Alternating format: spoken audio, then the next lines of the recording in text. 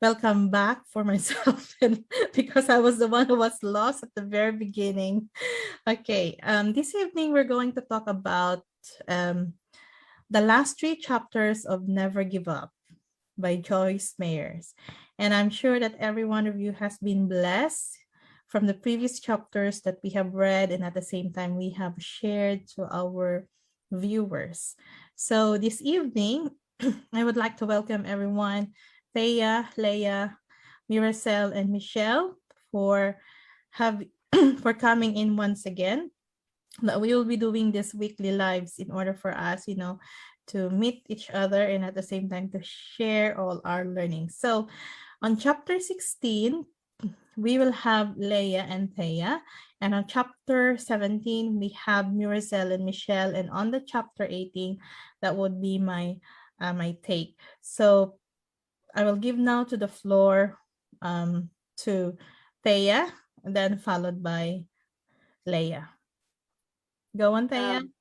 The other way around, I think. I think Leia wants to go first. Okay, go on. Mute yourself. Sorry. Now you can hear me now? Yep. Okay. Hello, everyone. Good evening, good morning, and good afternoon, wherever you are from. My name is Leia. I'm a nursepreneur and full-time registered, actually, and a part-time digital business owner. So welcome to Wendel's page, and we're going to discuss the last chapter of Joyce Myers, and me and Thea is going to discuss chapter 16, which entitles Never Give Up on Your Future. So it's the same as saying that never give up on your dreams. So that's how I understand. So I'm going to start by sharing an inspiring life story, which Joyce Myers included it in this chapter, and it's so related on the title of this chapter, which I'm going to say it again: Never Give Up on Your Future. So it is a story of a guy named Thomas Adams, and you'll be amazed of who this guy is. And but I'm going to read the story because it's quite long. It's quite long, but I'll make it short. So Adam, the story starts in 1860s, and Adam tried everything to be successful, but it seems impossible for him. So after failing at several jobs and trades, he became a photographer, and he was so creative and enjoyed his work, but struggled to make a living at it. So about at the same time, there was an exiled Mexican general named Antonio Santa Anna, and he stayed at Adam's home in New York. And Santa Anna, this exiled Mexican general, introduced a substance called chicle in Spanish, or in English is chicle. So which is derived from a sapodilla trees in Mexico. So Thea asked me to check this in Google. So sapodilla tree is a chico back home. So I don't know which is this substance came from. Is it from the sap or from the fruit? So it's so interesting to know that this substance is quite famous in Mexico, and they use this so this substance called chicle is derived from the sapodilla trees in Mexico. And then Santa Ana encouraged Adam to see what he could do with the substance chicle. So Santa Ana believed that this chicle might be used to make synthetic rubber. So Adams went to work experimenting this substance in the warehouse. So he tried mixing it with the rubber to make a bicycle tires, but failed. Since he failed in making this as a bicycle tires, he also tried to make toys, masks, rain boots, and other items, but he never succeeded. So after experimenting diligently and so many times, he tried to make a product out of it. He failed. So, and finding new use for this substance. So he decided to give up and try to throw this product to the river and forget about his plan. But before disposing this product, he paid a visit to a local drugstore, and then he overheard a little girl asking to buy a piece of chewing gum for a penny. So at that time, chewing gum in America was made from paraffin wax. So in that moment, Adams realized he could probably make a chewing gum from that substance, which Santa Ana introduced it to him. So he asked his son that night to make pieces of chewing gum from chicle. So it's a little pieces of chewing gum without any artificial flavors, and wrap them in brightly colored tissue papers, and they sold each stick of gum for a penny. And then from then on, Adam finally found his success. So he was so famous, and it became a number one chewing gum in America. And then in 1888, would you believe it? So he's the founder of this chewing gum called Tutti Frutti. Do you familiar with this chewing gum, Tutti Frutti? So he's really the one who invented this chewing gum. And in 1899, he merged with the six largest chewing gum manufacturers in America and in Canada. So this company developed and sold the chewing gum called chiclets. So can you imagine? So this tremendous success made Adam so successful, and he's so famous. So this story really, really showed that Adam never gave up. He gave up, but he fa- he was he found what you call this one, he never give he gave up, but still he carried on, because he was like sort of introduced to him this chewing gum, and then it reminds us to never give up. So in my take about this story is, throughout this book, Joyce Myers reminding everyone to never give up.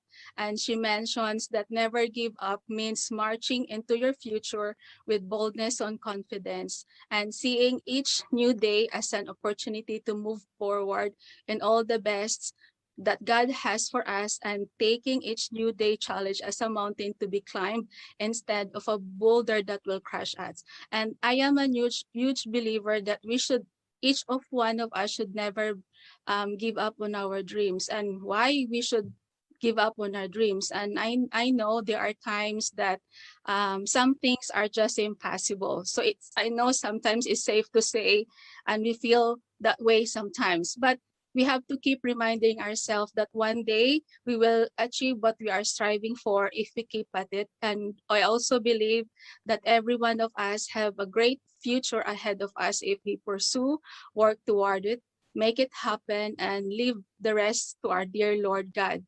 So, and before I'm going to finish my take about this chapter, I'm going to share what Joyce Myers has mentioned on the first line of this chapter. Is words from Charles F. Kettering, and it said, "My interest is in the future because I'm going to spend the rest of my life there." So, which is really, really good, because if you really find something, if you do something for your future, and if you will make it happen that you really want for your future, because that's where you're gonna spend the rest of your life. So that's my take. How about you, Thea? Yeah. Thank you, Leia. So, hi everyone. Good evening from UK. Good morning, good afternoon wherever you are in the world. So, my name is Thea. So I'm a nurse as well, and doing this digital online business on the side. Um, so, in addition to what Leia have shared in this chapter, it only shows that whatever we plans, in life, sometimes it's actually it is not actually for us to decide, even if we plan it. But if God, doesn't want us to have it, or God has a different plans for us, we are going to, you know, we are going to go on a different road. So really, it's very important to offer all your plans to God, and do everything that you can, but then leave the rest to God. all those that you can't do. In this chapter, my takeaway is, never look back. Um, Joyce Mayer shared how our past experiences, our mistakes, our challenges in the past could affect the present moment and our journey to the future. If we keep holding on to the things that um, don't encourage us or may make us feel guilty, or keep keep us trapped of what has happened in the past, we wouldn't be able to live by the present, and we wouldn't be able to plan for our future. And the past, is still our enjoyment on the present times, and it will actually affect as well our hope for our future. So it Joyce Meyer have set an example in this chapter about the story of Lot and his family. The Sodom and Gomorrah, um, where God destroyed the city because of sins. And what did God advise Lot and his family? He said to them to never look back. But then, when they were, on the way out of the city, Lot's wife, looked back, and what happened to her? So she turned into a pillar of salt. And so that's really a very, very good example of, we all make mistakes. We're all humans. But then, hanging on to the mistakes that we had in the past wouldn't it prevents us from moving to the future. So it takes determination for us, and nobody else will going to give you that determination but ourselves. So we need to be determined not to cling on the past mistakes that we did, but look look for the look at the present and the future as well, because God has promised us a better life, and we can do it in his grace. And every day is always a new beginning if we allow it to happen. So God's mercy is greater than yesterday's mistakes. I think that's all I could share. So hope we shared a little bit about this chapter, and you learned from it. Thank you very much. And back Definitely, to you, Lee. definitely, Leia and Thea, we've learned something from that. Never give up on your future. Now, because we don't have to give up, we don't have to give up. Let's hear the power of hope from these two beautiful young ladies with us. So I don't know who's going to go first. Is it Mirazel or is it Michelle? Young lady daw, Michelle. You want to go first, or do you want me to go first? I don't mind, whichever. You can go first. Okay. Okay, young lady daw. Okay. um, Thank you. My name is Mirasal. I am a nurse and a digital business owner. That's why we're called Nursepreneur. And my website is flashed there on the screen. Hope you get to visit that one. Anyway, Never Give Up, Chapter 17, The Power of Hope. The chapter started with these powerful words. You have two choices when you find yourself in difficult circumstances. You can give up or you can go on. Easy choice, give up or go on. Generally, we know that life is not a bed of roses, and this applies to every aspect of our lives. During our growing up years, our teenage years, we experience a lot of trials and tests. And this was the time when we were experimenting and trying out new things, building friendships, and trying to succeed in our studies. I know a lot of people took up a specific course in college, but ended up shifting to another course because it's way too hard for them to pursue the course, failing exams after exams. I have plenty of friends like that. I actually shifted course as well because, midway the course, I feel like it's really difficult. So I shifted. But we didn't give up. I don't know if any of you guys has done that before, or is nursing your first and only course. But because nursing is my third like degree, sort of, like, so I've had many other studies, and all of them are kind of um, hard, but I just kept going. And same with the friends that I know, they didn't give up, they kept going, they kept trying many different courses until they finished university and got a job. And most of them are here abroad as well. Yeah, most of the time during our young adulthood years, we get stuck with our career paths, with our job applications, failed job interviews, and all that. For sure, we got frustrated and disheartened when we experienced them things, but we didn't stop.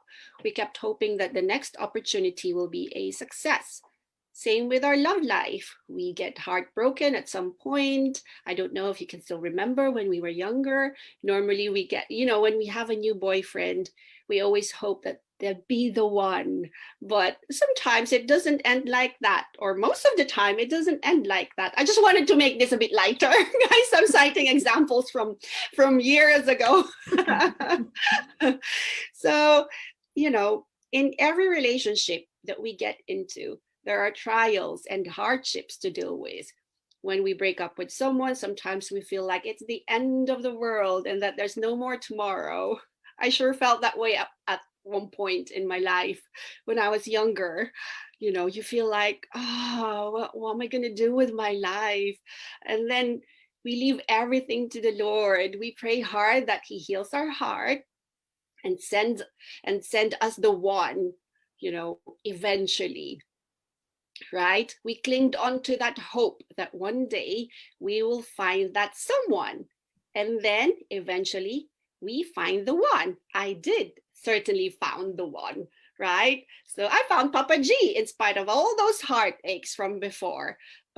Papa G is my husband. To those of you who don't know who Papa G is. Papa G is the king of the tribe, okay? I call him Papa G. Most of our friends calls him Papa G, so I refer to him as Papa G.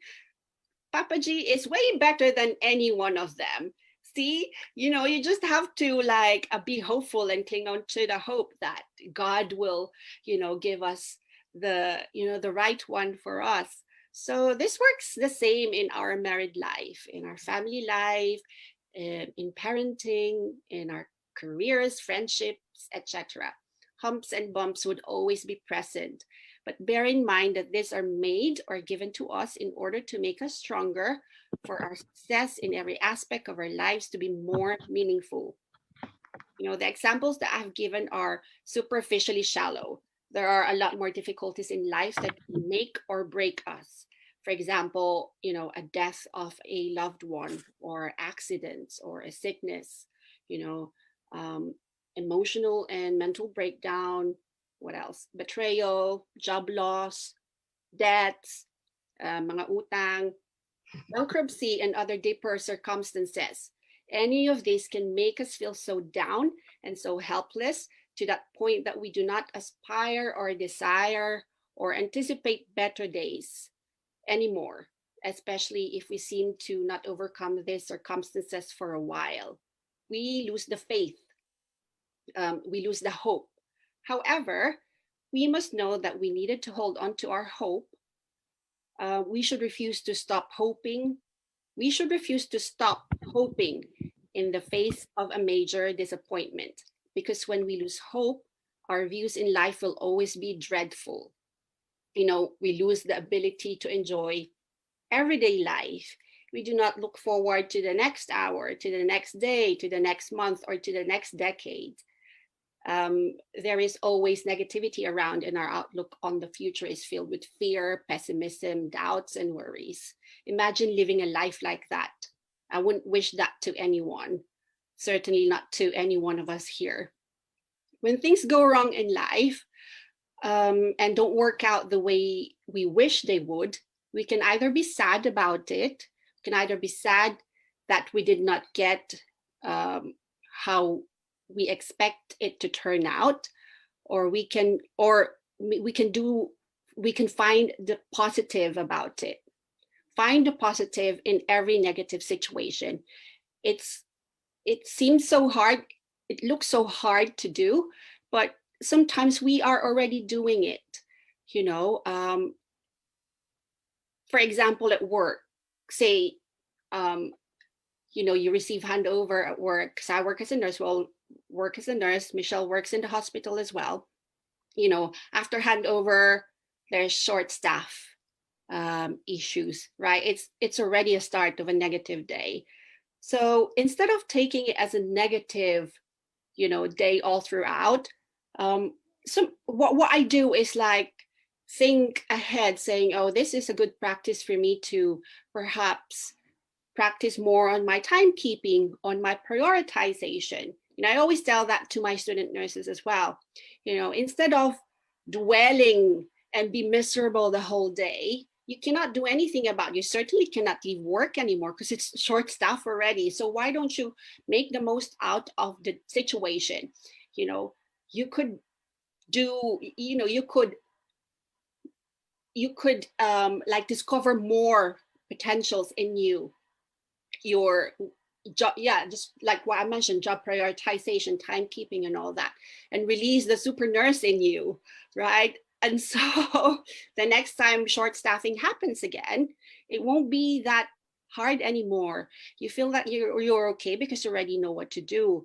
That is a concrete example of how I deal with negativity and finding the positive out of it. It's very shallow because it's just about a day, my day-to-day work, but it's effective. So a negative, because we all know that a negative state of mind is like a heavy rock on your back. It slows us down, it weakens us, and make us feel helpless and hopeless. What else can I share? So maybe next time we are faced with difficulties and about to lose hope, say these words to yourself: I believe something good can and will happen. Repeat: I believe something good can and will happen. So it's like sort of doing daily affirmations. You can start doing daily affirmations. This will definitely help a lot. And there are plenty of affirmations which you can find on the internet suitable for different situations. If you repeat affirmations with faith and focus, you change your attitude and state of mind. Remember, tough times don't last, tough people do. That's it. Thank you, and good evening, everyone. Michelle?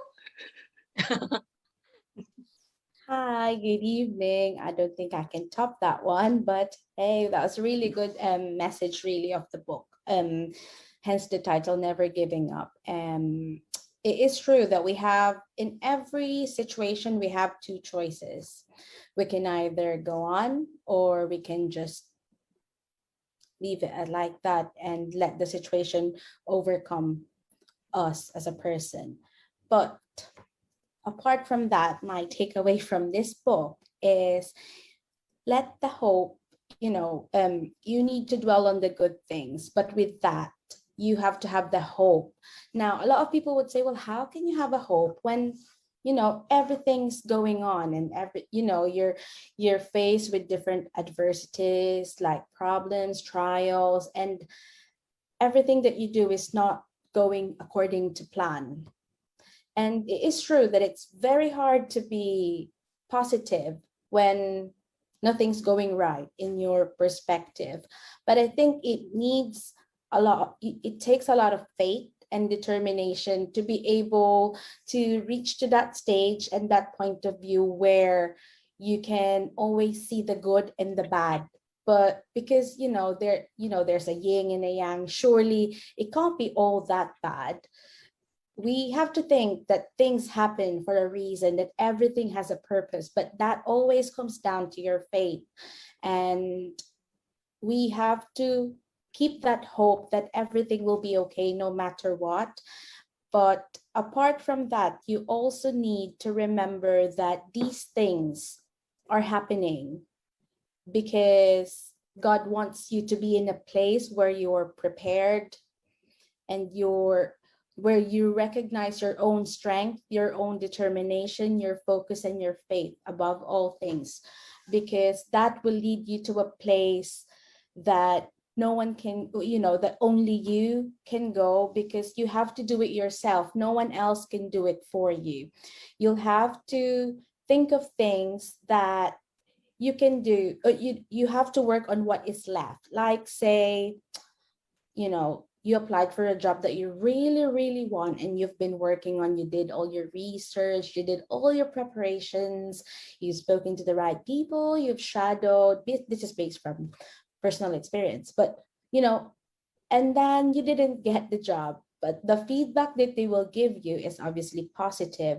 And the only reason why you didn't get the job is you haven't got the experience. Now, you might think, well, everyone's got to start somewhere, which is true. But then you'll have to think, well, how can I improve? How can I work on that? And then later down the line, you'll realize, oh, maybe the reason why I didn't get that is because something greater is meant for me, but that interview is a way for you to go to that different path of life. And then you'll realize when you get there that, oh, I'm so glad I didn't get that job, because now I can do this, now I can do that. And now you've recognized your own strength, you've developed yourself, you're in a place where you're actually happy, and you know that your faith has been strengthened with all the trials that you've experienced in life. But and also you've recognized that you have the hope. You have to be hopeful. And some people might think, well, is she delirious, or is she like hallucinating? How can you be so hopeful in a bad situation? Because there's a promise. God has promised us that he will never leave us. So, it has to go to that path that you have to hold on to. That faith and hope goes hand in hand. For you to be able to hope, you have to have faith, and then everything else will follow.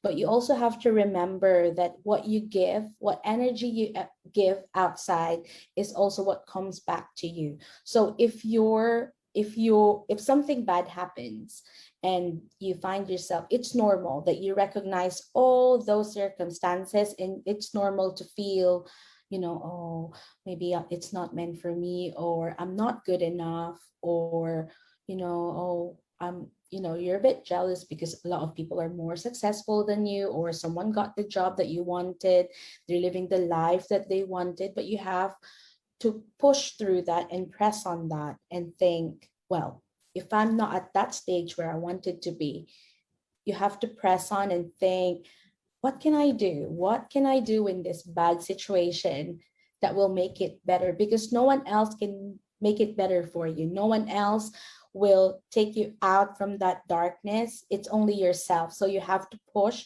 and you have to pull yourself up, because no matter what support you get from your friends, your family, or whatever network you're in, if you don't do it yourself, and if you don't push hard enough for yourself to be out, it's not going to happen. So you have to have that determination, hope, and faith to make that situation better. And just remember that we are in control to design what our life is going to be, no matter what you do. But also you have to trust everything to God, because whatever plans we have in our mind, he's always got greater plans for us that sometimes we might not understand why we have to go through certain things, or why these things needs to happen to us. It's because he wants us to be ready as a person, and to have that strength and that skill and motivation,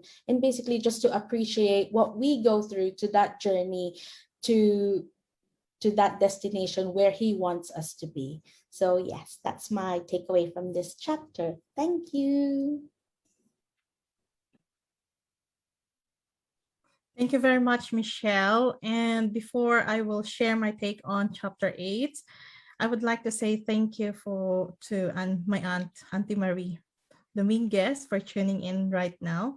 Kuya Jared and Ate Annabelle, same as with Alex. So we have two viewers from the USA and two viewers from the UK. So thank you very much for, listening with us. Hopefully you will get something from our learnings that we are sharing at this time. Right. Chapter 8 is about like a sudden wind. I'm not going to prolong this, but I just wanted to share a very, very short lesson that I've learned from this. Before anything else, I would like to read this quote, and it says, "The highest reward for a man's toil is not what he gets for it, but what he becomes by it." So that was written by John Ruskin. So it means to say that when we never give up, we have full of hope, and we work on that, obviously there is a reward. So if you want the reward, you will have to do the work. Simply, isn't it? There's nothing that, that it will just spring out from somewhere else. We have to toil, we have to do the labor, we have to work hard in order for us to get what we want, and in order for us to achieve what we really wanted in life. And the most important reminders that I've learned from this lesson, it's about God is working in you and moving you along. So never give up. Those are the beautiful promises, and at the same time, words from Joyce Myers. And I'm sure that everyone could relate to it. And I know that being in a situation that sometimes it's really hard to understand. For example, the pandemic alone, many of us got depressed, many of us got frustrated, especially those who have lost their jobs, who have lost the lives of the loved ones. But God said, He is working on us, and He is moving us with Him. So that's a wonderful promise that we have to remember. Always have the hope, never give up, and always believe in Him.